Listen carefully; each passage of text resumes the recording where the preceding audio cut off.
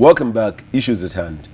Honorable Minister Ruth Nankabirwa in the sector of Ministry of Agriculture, Animal Industries and Fisheries, but specifically we are talking fishing.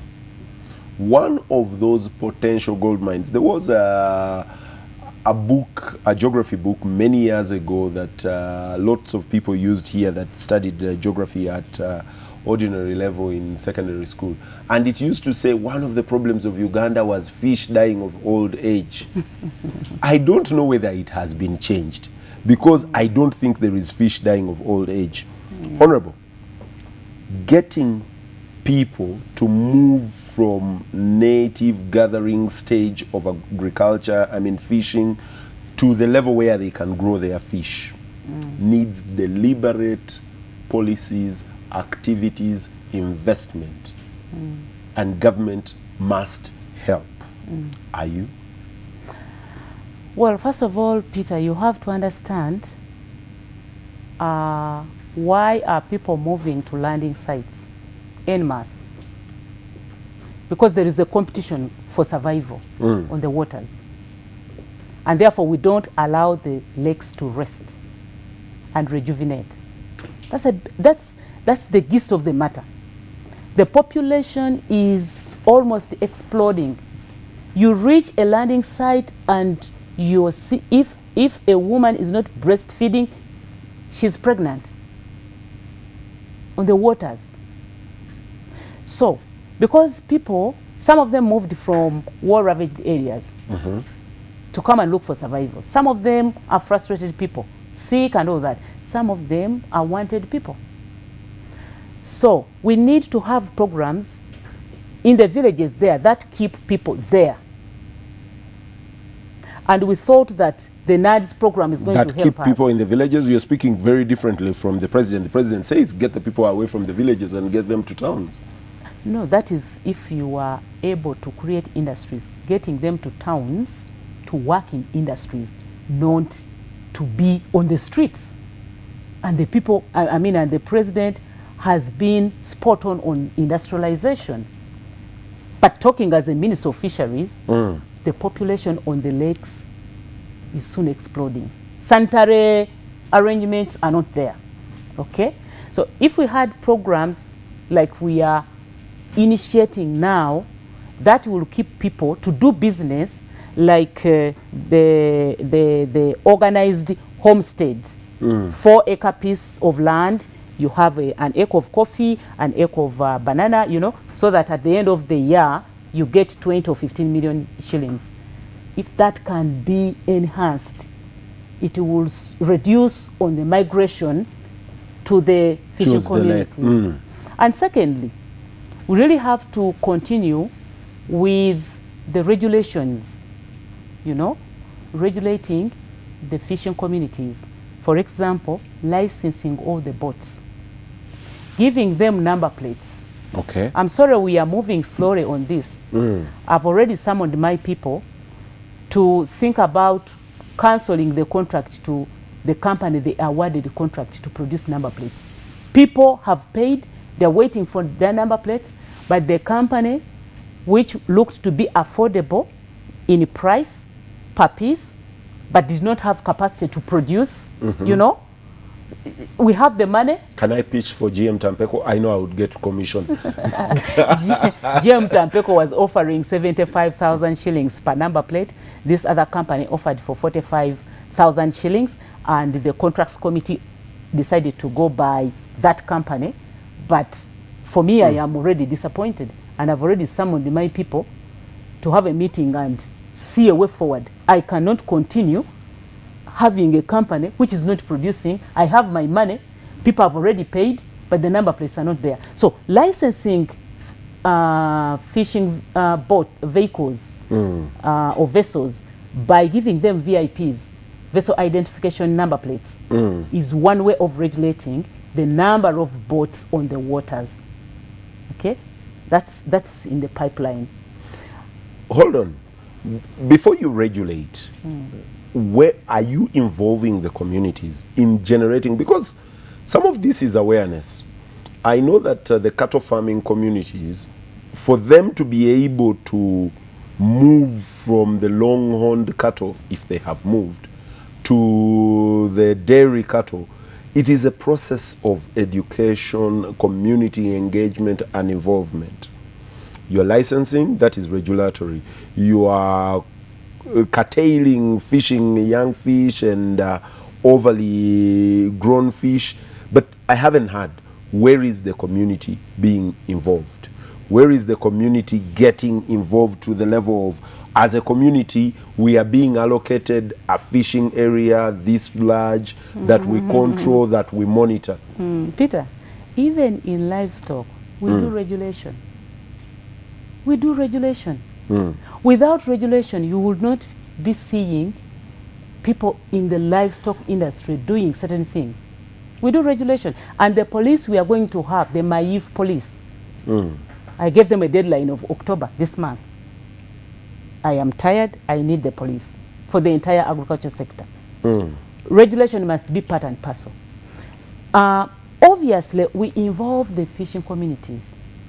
Very soon, you will be seeing, in some other areas, we are already seeing it, the communities themselves doing regulation, enforcement. So they are aware.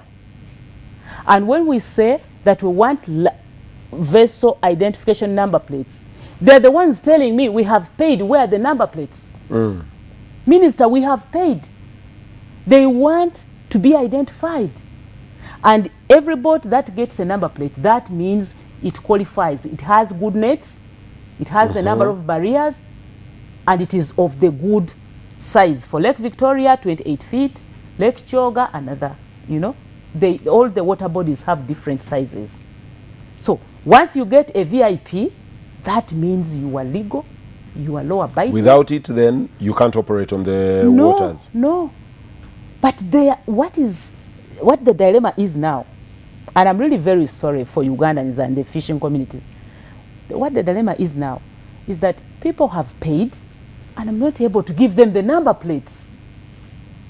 And they have paid, and I can't regulate, because if I'm to go out there... You have failed to deliver on your part. Yes, let's get to the other talk. Yes. To the other talk, because it's very important, and a lot of fishing communities will say this.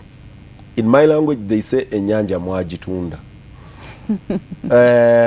In the pressings, and it will be a campaign issue, it will be a big issue. They are saying that you're parceling out the lake to rich people and throwing away the poor communities that have lived their lives on these waters. Well, circumstances are throwing away the poor people. Peter, you need to have money to invest in the cages. This is a business. If you are a matoke grower, there is nothing that government is giving me. I, for one, who is a matoke grower, a mango grower.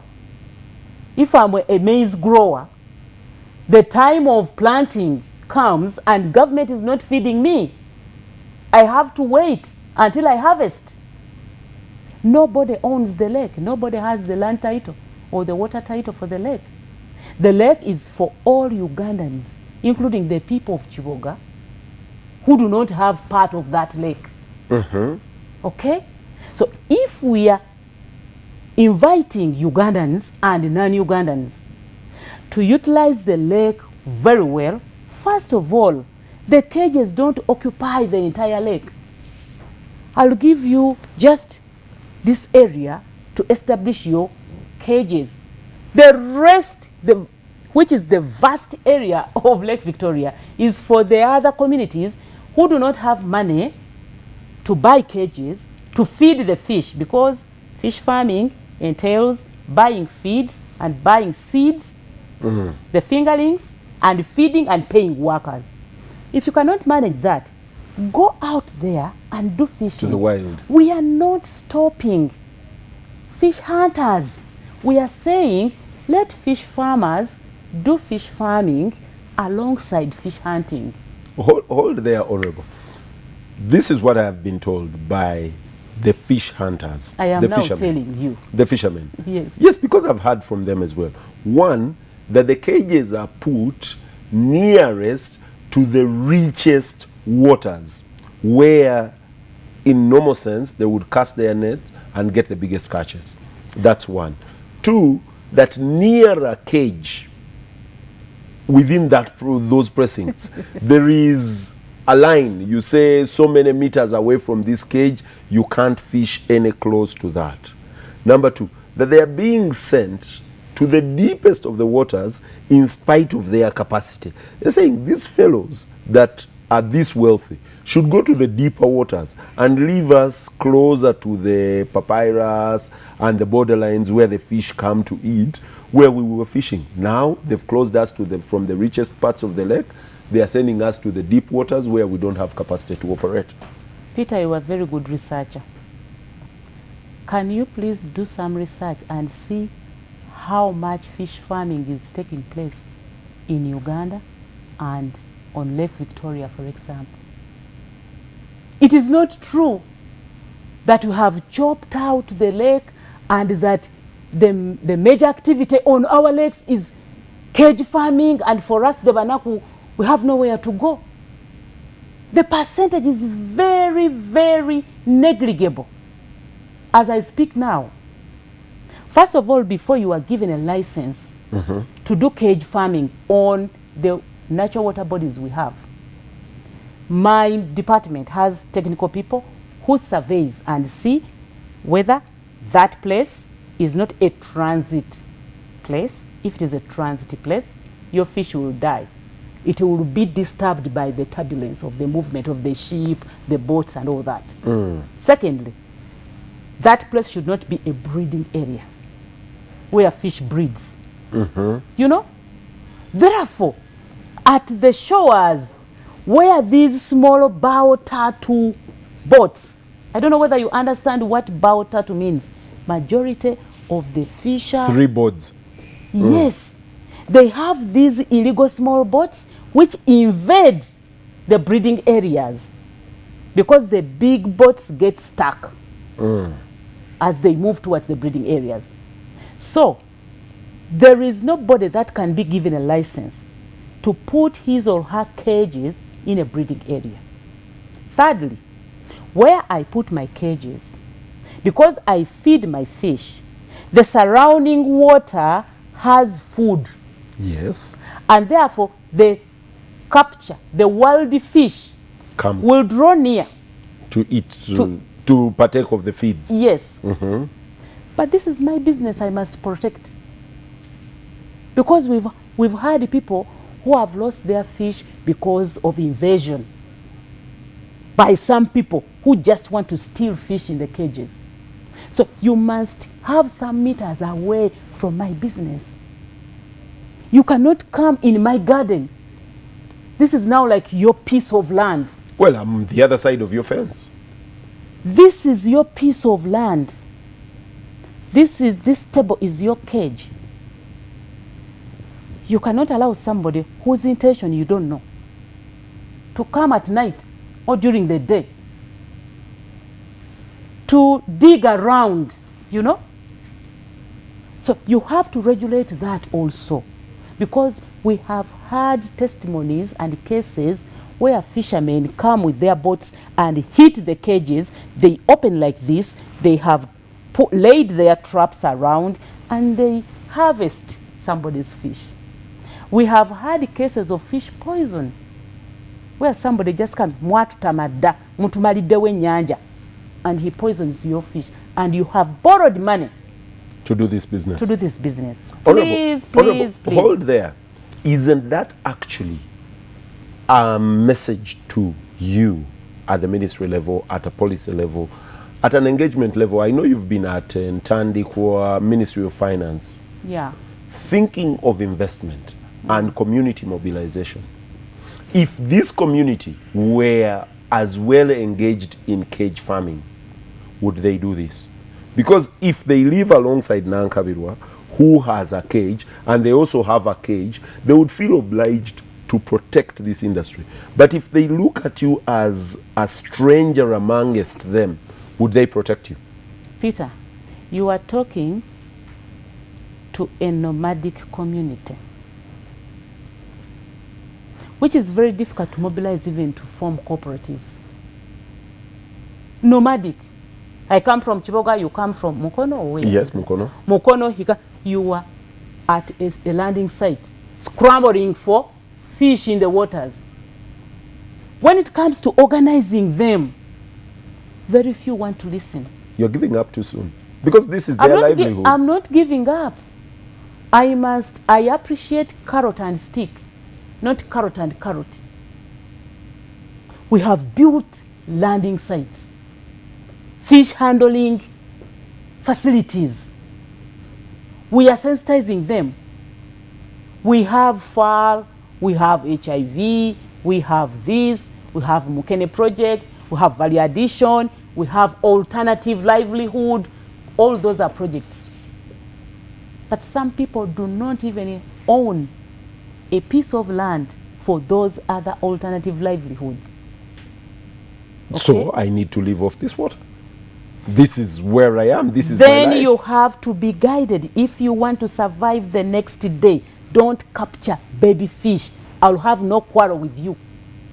Are you increasing the amount of fish that we have on the Ugandan freshwater bodies? We have that plan, but it let me makes take a no break. sense. Hold there. Let me take a break. Viewers, yes, we are stopping people from capturing young fish, but as a policy, are we increasing the amount of fish we have on Ugandan water bodies and therefore increasing the amount of export?